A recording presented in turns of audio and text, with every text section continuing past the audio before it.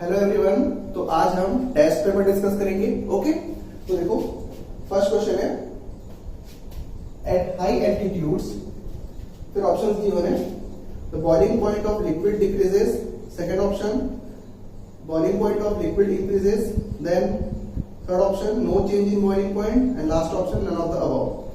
तो देखो क्वेश्चन में पूछ रहा है कि हाई एल्टीट्यूड्स में बॉइलिंग पॉइंट डिक्रीज होगा कि इंक्रीज होगा कि चेंज नहीं होगा, हमें ये बताना है। ओके, तो हमने कॉन्सेप्ट देखा था बॉइलिंग पॉइंट का कि boiling point is proportional to atmospheric pressure. Atmospheric pressure. Okay, और हाई एल्टीट्यूड्स में at high altitudes atmospheric pressure क्या होता है? लो होता है ना। हिली एरियाज में एटमॉस्फेरिक प्रेशर कम होता है। ठीक है, मींस एटमॉस्फेरिक प्रेशर लो है, तो ऑब्वियस सी बात है अगर एटमॉस्फेरिक प्रेशर लो है तो बॉइलिंग पॉइंट भी क्या होगा? कम होगा। ठीक है, तो eight high altitudes boiling point decreases. ठीक है, तो ये आंसर होगा। That means first option correct option है। ठीक है, तो फर्स्ट क्वेश्चन का आंसर होगा ए। ठीक है, चलिए अब सेकंड क्वेश्चन डिस्कस करते हैं। In which phenomena water changes into water vapour below its boiling point. तो ये हमने पढ़ा था कॉन्सेप्ट ऑफ इवेपोरेशन में कि इवेपोरेशन एक ऐसा प्रोसेस है जिस प्रोसेस में कोई भी लिक्विड अपने बॉइलिंग पॉइंट से कम टेम्परेचर पे ही वेपोराइज होता है। ठीक है, तो ऑब्वियस सी बात है सेकंड क्वेश्चन का आंसर क्या होगा? Evaporation, that is first option. ठीक है, चलिए अब question number third. Gases can be liquefied by, फिर ऑप्शन गिवन है by increasing pressure, second option decreasing temperature, third option both A and B, और last option by decreasing pressure. तो ये हमने पढ़ा था कॉन्सेप्ट किसमें? Effect of temperature and pressure on the states of matter में, है ना। और हमने एक टॉपिक पढ़ा था लिक्विफिकेशन ऑफ गैस। ठीक है, तो गैस को लिक्विफाई कैसे किया जा सकता है? तो गैस का प्रेशर बढ़ा के हम गैस को लिक्विफाई कर सकते हैं और हम टेम्परेचर को कम करके भी गैस को लिक्विफाई कर सकते हैं, है ना। तो कौन सा ऑप्शन करेक्ट होगा? Third option, that is both A and B. Means हम प्रेशर को इंक्रीज करके और टेम्परेचर को डिक्रीज करके दोनों तरीके से गैस को लिक्विफाई कर सकते हैं। ओके, तो क्वेश्चन नंबर थर्ड का आंसर सी ऑप्शन। ओके, चलिए फिर क्वेश्चन नंबर फोर्थ। तो क्वेश्चन नंबर फोर्थ में बोल रहा है which of the following gas can be liquefied at room temperature. तो यहाँ पर ऑप्शंस में कुछ गैस गिवन है, तो हमें ये बताना है कि उन गैस में से कौन सी गैस रूम टेम्परेचर पे लिक्विफाई हो जाएगी।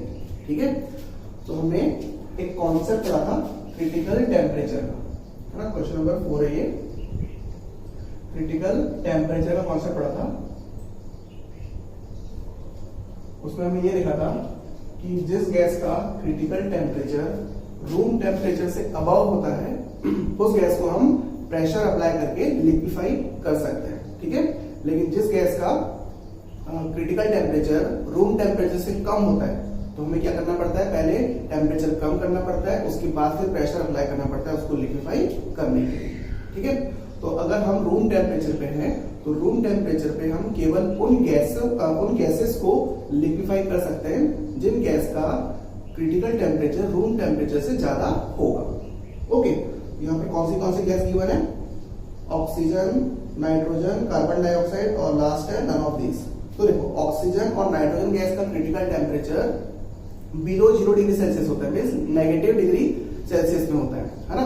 और कार्बन डाइऑक्साइड का क्रिटिकल टेम्परेचर 31 डिग्री सेल्सियस के आसपास होता है, तो ये हमने डिस्कस किया था। ओके, तो रूम टेम्परेचर से ऊपर कौन सी गैस का क्रिटिकल टेम्परेचर है? Carbon dioxide. तो ऑप्शन क्या होगा? आंसर क्या होगा? Carbon dioxide. ठीक है, तो क्वेश्चन नंबर 4 का answer C, that is carbon dioxide. Now next question, question number 5।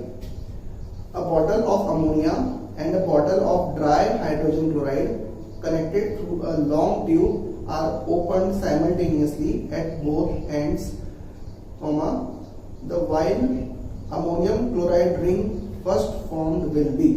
ये क्वेश्चन शायद हमने एज अ थ्योरी किया था during concept of diffusion, question number 5। तो इसमें बोल रहा है कि अमोनिया की और हाइड्रोजन क्लोराइड की बॉटल है, मान लो ये हमने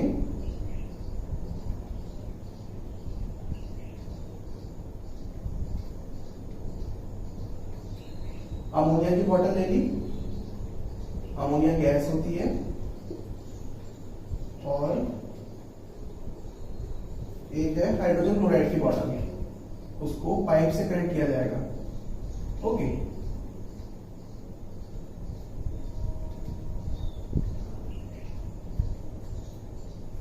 अब इसको क्या किया जा रहा है, पाइप से कनेक्ट किया जा रहा है। ये है हाइड्रोजन क्लोराइड गैस और ये अमोनिया गैस। ओके, फिर बोल रहा है कि दोनों को एक साथ ओपन किया गया और ये बताना है कि अमोनियम क्लोराइड की रिंग कहां फर्स्ट फॉर्म होगी, सबसे पहले कहां फॉर्म होगी। तो देखो हमने डिस्कस किया था पहले भी कि अमोनिया और हाइड्रोजन क्लोराइड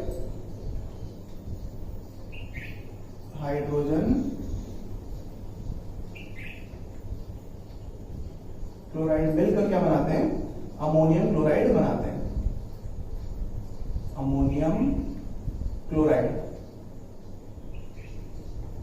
और ये व्हाइट कलर का होता है, तो इससे दोनों की जब रिएक्शन होती है तो व्हाइट कलर का धुआं रिलीज होता है, ठीक है, या फिर रिंग बनती है व्हाइट कलर की। तो ये बताना है कि जो व्हाइट कलर की रिंग बनेगी वो किसके पास बनेगी, अमोनिया गैस के पास बनेगी कि हाइड्रोजन क्लोराइड गैस के पास बनेगी। तो हमने कॉन्सेप्ट पढ़ा था कि रेट ऑफ डिफ्यूजन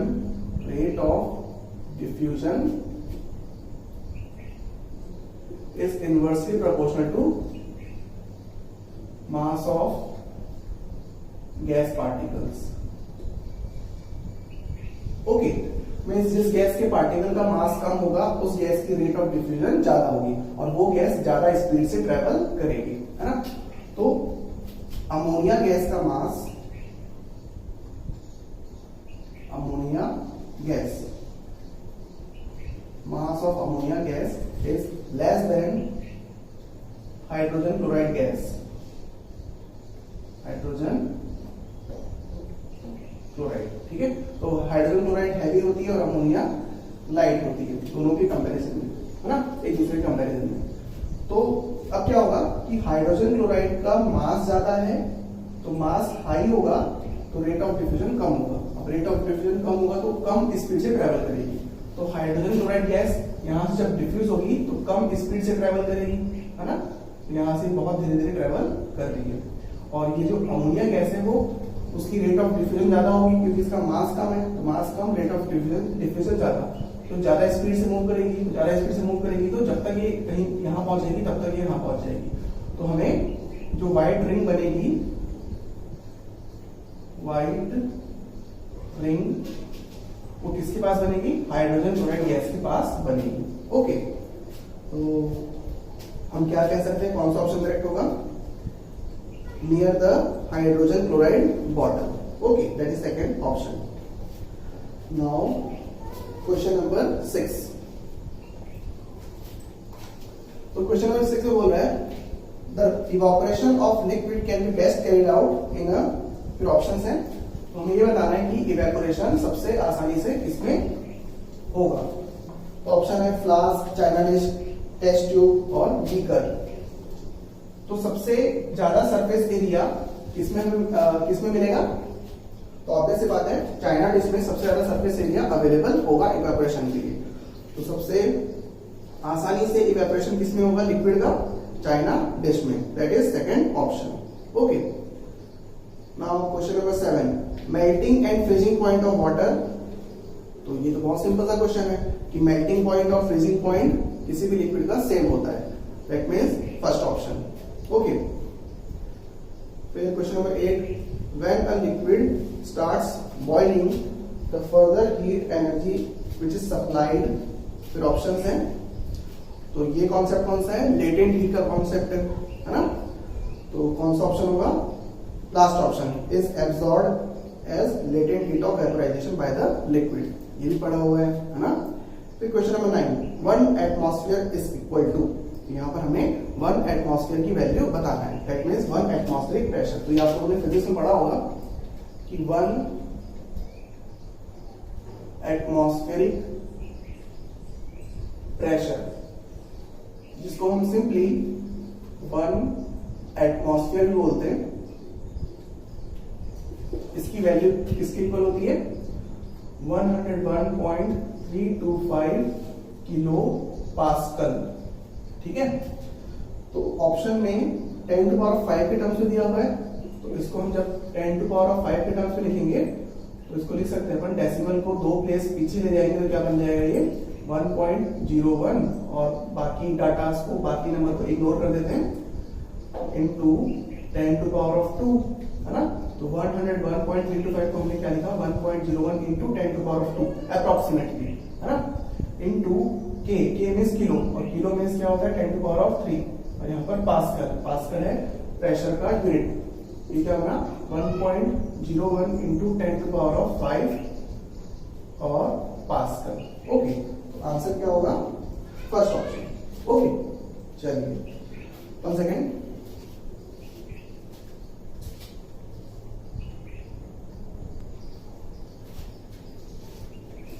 ओके। अब देखो question number 10, change of state from gas to liquid is called. तो हमें ये बताना है कि जब कोई गैस लिक्विड में कन्वर्ट हो रही है तो उसको हम क्या क्या कह सकते हैं, उस प्रोसेस को, एक हम कह सकते हैं लिक्विफिकेशन, और दूसरा क्या कहा जाता है, कंडेंसेशन, ओके। तो यहाँ पर ऑप्शन दिया हुआ है कंडेंसेशन, सेकंड ऑप्शन, है ना, कि बाकी ऑप्शन तो क्या है, फ्यूजन है, तो फ्यूजन मींस सॉलिड का लिक्विड में कन्वर्ट होना, और सब्लिमेशन मींस सॉलिड का डायरेक्टली गैस में कन्वर्ट होना, है ना, और वेपोराइजेशन मींस लिक्विड का गैस में कन्वर्ट होना। तो बचता है एक ऑप्शन कंडेंसेशन, तो कंडेंसेशन मींस गैस का लिक्विड में कन्वर्जन, ओके। चलिए तो क्वेश्चन नंबर 10 का answer second option, that is condensation, ठीक है। फिर क्वेश्चन नंबर 11, तो क्वेश्चन नंबर 11 में पूछ रहा है कि the large volumes of gas can be put into small volumes of cylinder because of their property known as. तो इस क्वेश्चन के अकॉर्डिंग ये बोल रहा है कि हम गैस के लार्ज वॉल्यूम को आसानी से सिलेंडर्स में फिलअप कर सकते हैं जिसका वॉल्यूम काफी कम होता है, मींस बहुत ही कम एरिया में या फिर बहुत कम वॉल्यूम में हम गैस को फिलअप कर सकते हैं। तो ये किस प्रॉपर्टी की वजह से होता है, तो ऑब्वियस सी बात है, कौन सी प्रॉपर्टी होगी, कंप्रेसिबिलिटी, मींस हम गैसेस को कंप्रेस कर सकते हैं, मींस उनको और पास ला सकते हैं प्रेशर अप्लाई करके, और आसानी से स्मॉल वॉल्यूम के सिलेंडर में फिलअप कर सकते हैं। तो कौन सी प्रॉपर्टी होगी, कंप्रेसिबिलिटी, ओके। तो क्वेश्चन नंबर 11 का answer second option compressibility. Now question number 12, the temperature at which liquid changes into gas is known as। तो लिक्विड का गैस में कन्वर्जन होता है कौन से टेम्परेचर पे, बॉइलिंग पॉइंट पे, ओके। तो आंसर क्या होगा, boiling point. Then question number 13, which of the following has strongest interparticle forces at room temperature। तो आसान सा क्वेश्चन है। तो first option oxygen, second option water, third option bromine, last option iron. तो इन चारों ऑप्शन में से जो ऑप्शन सॉलिड स्टेट में है और काफी हार्ड होता है वो क्या है, आयरन। तो ऑब्वियस सी बात है, आयरन के पार्टिकल्स के बीच में फोर्स ऑफ अट्रैक्शन हाईएस्ट होगा इन चारों ऑप्शन में से, ओके। तो क्वेश्चन नंबर 13 का answer last option, that is iron. Now question number 14, 400 kelvin may be written in Celsius scale as. यहाँ पर टेम्परेचर कन्वर्जन का क्वेश्चन है, तो ये कह रहा है कि 400 केल्विन को हमें कन्वर्ट करना है डिग्री सेल्सियस में, ओके। तो ऑब्वियस सी बात है, हमारे पास रिलेशन है temperature in kelvin equals to temperature in degree Celsius plus 273। तो हमें क्या चाहिए, टेम्परेचर इन डिग्री सेल्सियस चाहिए। तो जो केल्विन में टेम्परेचर है उससे हम 273 को माइनस कर देंगे, तो हमें मिल जाएगा temperature in degree Celsius equals to 400 minus 273। Okay, तो ये कितना आएगा 127 डिग्री सेल्सियस। ओके, तो कौन सा ऑप्शन हुआ, सेकेंड ऑप्शन, ठीक है ना। चलिए, तो ये आप लोगों को फॉर्मूला आना चाहिए, तब ये क्वेश्चन आसानी से बन जाता है ना। फिर देखो question number 15, which is not a property of solid. तो first option, solids are always crystalline in nature.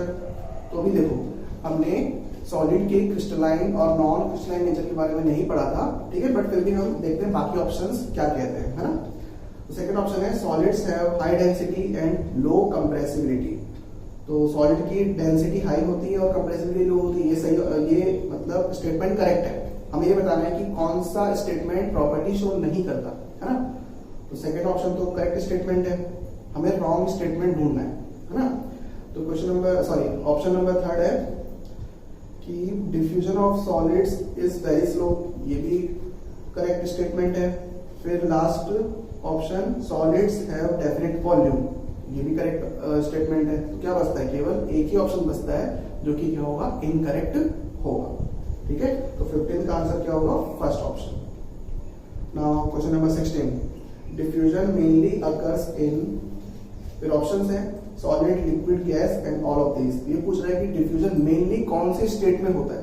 तो डिफ्यूजन सबसे आसानी से किसमें होता है, गैसियस स्टेट में होता है। तो आंसर क्या होगा, third option, that is gas. फिर question number 17, which one of the following statement is not correct about the three states of matter।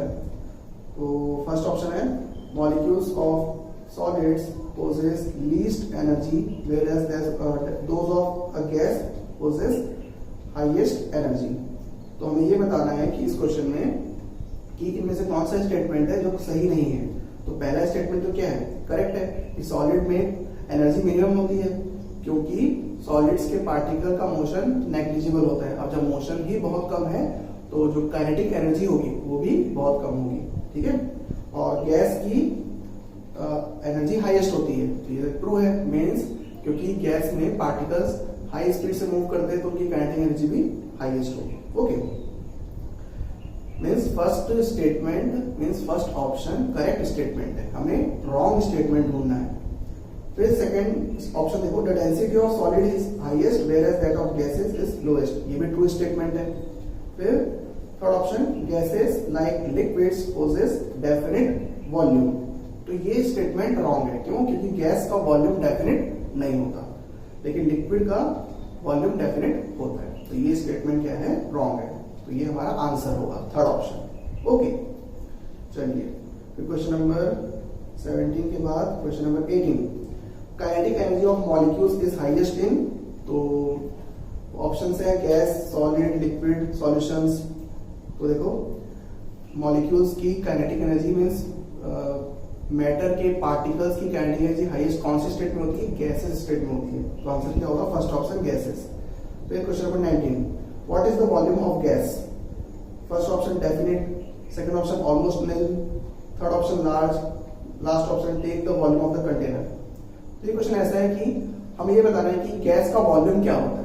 तो ऑब्वियस सी बात है, गैस जहां कहीं भी प्रेजेंट होगी या फिर जिस किसी भी कंटेनर में प्रेजेंट होगी उस कंटेनर का सारा वॉल्यूम ऑक्यूपाई कर लेगी। क्यों, क्योंकि गैस के पार्टिकल्स के पीछे फोर्स ऑफ अट्रैक्शन बिल्कुल नहीं होता, तो वो पार्टिकल्स बिंदास इधर उधर घूमते हैं, है ना, मस्ती में रहते हैं फुल। तो इधर उधर घूमेंगे तो पूरा का पूरा वॉल्यूम ऑक्यूपाई कर लेंगे। जिस कंटेनर में भी वो रखे होंगी गैस, या फिर हम गैस को जिस कंटेनर में भी डालेंगे उस कंटेनर का सारा वॉल्यूम ऑक्यूपाई कर लेंगे। तो आंसर क्या होगा, take the volume of container. तो क्वेश्चन नंबर 19 का आंसर डी ऑप्शन।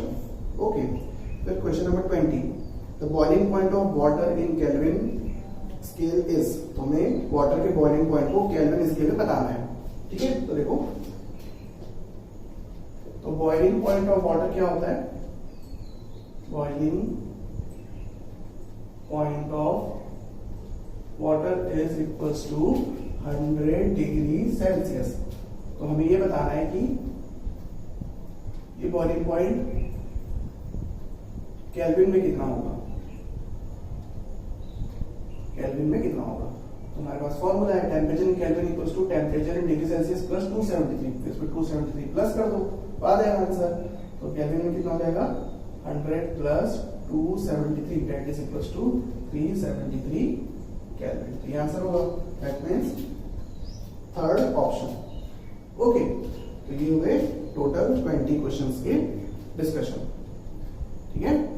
चलिए, तो ये था फर्स्ट चैप्टर और उसका test, that is matter in our surrounding, ठीक है ना। एक बार वापस इस चैप्टर को वापस से रिवाइज करना, अच्छे से पूरा तैयार कर लो ताकि एग्जाम के टाइम में आप लोगों को दिक्कत ना हो, है ना। चलिए, अब फिर हम इसके बाद नया चैप्टर पढ़ेंगे, that is matter around us pure, ठीक है।